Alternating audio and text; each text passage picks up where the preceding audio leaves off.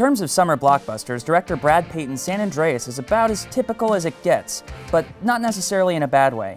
In fact, the movie offers a good deal of fun, deftly straddling the line between action flick and disaster pick. While it's not the most original of films, star Dwayne "The Rock" Johnson anchors the proceedings with all the muscle and determination the lead role demands. That's not to mention the sheer scope of San Andreas, which is both considerable and impressive. In the film, Johnson plays a rescue chopper pilot named Ray, who, in the aftermath of the largest earthquake in recorded history, travels with his estranged wife from Los Angeles to San Francisco to save their only daughter, Blake.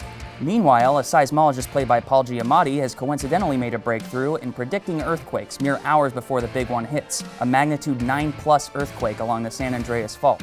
Honestly, Johnson is probably the best part of this movie, and he's certainly the main reason to see it. In addition to nailing all his action scenes, he does a great job with the dramatic moments too. It helps that he has solid chemistry with Carla Gugino, who's an old pro at genre stuff anyway. We also follow Alexandra Daddario's character, but her journey with two random strangers doesn't offer the same emotional weight as her co-stars. Unfortunately, Giamatti's arc is probably the least interesting and amounts to little more than a play-by-play of the events. While the actor does fine work with what he's given, exposition mostly, his storyline is completely unrelated to the families. But as with most movies like this, the story is pretty thin.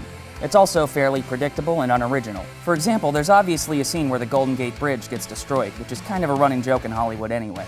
That said, San Andreas knows what it is, and it doesn't try to be anything more. As for the earthquake, there's definitely no shortage of buildings crumbling or the ground breaking beneath people's feet. It can get a little exhausting at times, but the visuals here are top-notch, partly because there's actual color in them.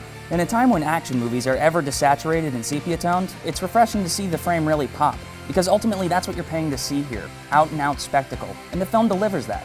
It's not the best summer blockbuster you'll see this year, but San Andreas offers solid entertainment thanks to big set pieces, simple storytelling, and of course, The Rock. For more reviews, stay on IGN.